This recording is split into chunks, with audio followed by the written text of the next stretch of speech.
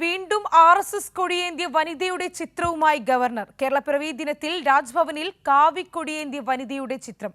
വിവരങ്ങളുമായി സുലേഖ ചേർന്നുണ്ട്. സുലേഖ, നേരത്തെയും ഇത്തരത്തിൽ ഗവർണറുടെ ഭാഗത്ത് നിന്ന് ഇത്തരത്തിലുള്ള പ്രവണതകളൊക്കെ ഉണ്ടായിരുന്നു. ചില രാഷ്ട്രീയ താല്പര്യത്തിന് ഗവർണർ വഴങ്ങുന്നു. അതിനുള്ളൊരു സമാന സാഹചര്യം തന്നെയാണ് ഇപ്പോൾ RSS കൊടിയേന്തിയ വനിതയുടെ ചിത്രമായി ഗവർണർ. അതും കേരളപ്പിറവി ദിനത്തിൽ രാജ്ഭവനിലാണ് ഇത്തരത്തിലൊരു രീതി കണ്ടത്. എങ്ങനെയൊക്കെയാണ് വിവരങ്ങൾ? തീർച്ചയായും ഇത്തരത്തിൽ വീണ്ടും ആർ എസ് എസ് ഭാരതാംബ എന്ന് പറയുന്ന കാവിക്കൊടി ഏന്തിയ സ്ത്രീയുടെ ചിത്രം അത് രാജ്ഭവനിലേക്ക് എത്തുന്നു എന്നുള്ളത് തന്നെയാണ്.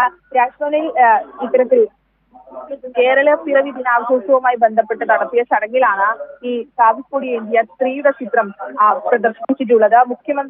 നേരത്തെ തന്നെ മുഖ്യമന്ത്രി പങ്കെടുത്ത പരിപാടികളിൽ തന്നെ ശ്യാമപ്രസാദ് മുഖർജി ദിനാചരണത്തിലും ചിത്രം ഒഴിവാക്കിയിരുന്നു. അതിനുശേഷമാണ് ഇപ്പോൾ കേരള പിറവി ദിനത്തിൽ ഈ കാവിക്കൊടി ഏന്തിയ വനിതയുടെ ചിത്രം ഇത്തരത്തിൽ രാജ്ഭവനിൽ പ്രത്യക്ഷപ്പെട്ടത് എന്നുള്ളത് തന്നെയാണ്.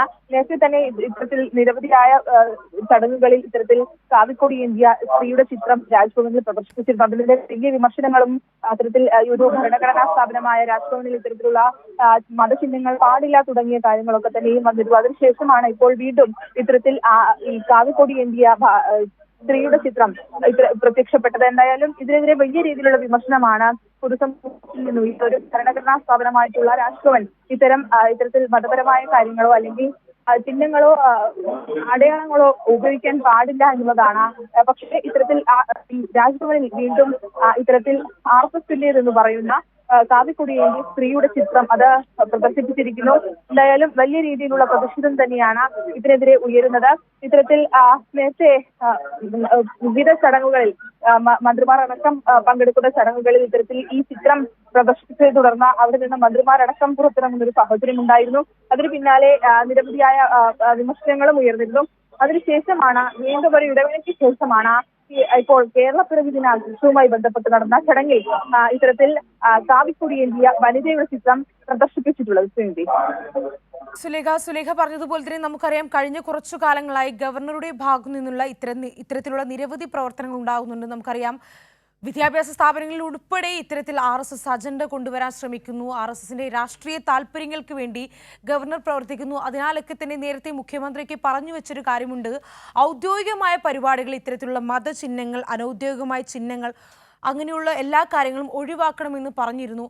എന്നാൽ അതിനെയൊക്കെ വീണ്ടും തിരുത്തിക്കൊണ്ടാണ് ഇത്തരത്തിൽ ഗവർണർ വീണ്ടും RSS കൊടിയേന്തി ഇത്തരത്തിൽ വനിതയുടെ ചിത്രവുമായി വീണ്ടും രംഗത്തെത്തിയിരിക്കുന്നത്. സുലേഖ, അത് തന്നെയാണ് ഈ ഔദ്യോഗിക പരിപാടികളിൽ ഉപയോഗിക്കുന്നതിനപ്പുറത്ത് രാജ്ഭവൻ എന്ന് പറയുന്നത് ഒരു ഭരണഘടനാ സ്ഥാപനമാണ്. ആ ഭരണഘടനാ പരമായ സ്ഥാപനം ചെയ്യേണ്ട ചില കാര്യങ്ങളുണ്ട്. ഇത്തരത്തിൽ മതാധിഷ്ഠിത ചിഹ്നങ്ങളോ അടയാളങ്ങളോ ഒരിക്കലും രാജ്ഭവനിൽ ഉപയോഗിക്കാൻ പാടില്ല എന്നുള്ളത് തന്നെയാണ്. പക്ഷേ അതിന് മറികടന്നാണ് നിലവിലല്ല നേരത്തെ തന്നെ ഇത്തരത്തിൽ ഈ കാവിക്കൊടി ഏന്തിയ വനിതയുടെ ചിത്രം പ്രദർശിപ്പിച്ചത്. വീണ്ടും അത് ഇത്തരത്തിൽ വലിയ വിമർശനങ്ങൾക്ക് ശേഷം ഒരു ഘട്ടത്തിൽ മുഖ്യമന്ത്രി അടക്കം പങ്കെടുത്ത ചടങ്ങുകളിലൊക്കെ തന്നെയും ഈ ചിത്രം അവിടെ നിന്ന് നീക്കം ചെയ്തിരുന്നു. പക്ഷേ വീണ്ടും ഈ ചിത്രം അവിടെ പ്രത്യക്ഷപ്പെട്ടു എന്നുള്ളത് തന്നെയാണ്. നേരത്തെ സൂചിപ്പിച്ചതുപോലെ തന്നെ ഭരണഘടനാ സ്ഥാപനമായിരിക്കെ രാജ്ഭവനിൽ എങ്ങനെയാണ് ഇത്തരത്തിൽ മതാധിഷ്ഠിത ചിഹ്നങ്ങളും അടയാളങ്ങളും ഉപയോഗിക്കുന്നത് എന്നുള്ള ഒരു കാര്യമുണ്ട്. അത് ഒരിക്കലും പാടില്ല എന്നുള്ളത് തന്നെയാണ്. ഭരണഘടന അനുസരിച്ച് ആണ് പ്രവർത്തിക്കേണ്ട ഒരു സ്ഥാപനമാണ് രാജ്ഭവനും അതിനൊപ്പം തന്നെ ഗവർണർ. പക്ഷേ അതിനെയൊക്കെ തന്നെയും മാറ്റി നിർത്തിക്കൊണ്ട് ഇത്തരത്തിൽ RSSന്റെ അജണ്ടകൾ നടപ്പിലാക്കുന്ന ഒരു കേന്ദ്രമായി രാജ്ഭവൻ മാറുന്നു എന്നുള്ളത് തന്നെയാണ്. എന്തായാലും ഇതിനെതിരെ വലിയ രീതിയിലുള്ള വിമർശനങ്ങളാണ് പൊതുസമൂഹത്തിൽ നിന്ന് ഉയരുന്നത്. ഇത്തരത്തിൽ ഈ കാവിക്കൊടി ഏന്തിയ വനിതയുടെ ചിത്രം അത് രാജ്ഭവനിൽ ഒരിക്കലും ഉപയോഗിക്കാൻ പാടില്ല എന്നുള്ളത് തന്നെയാണ്.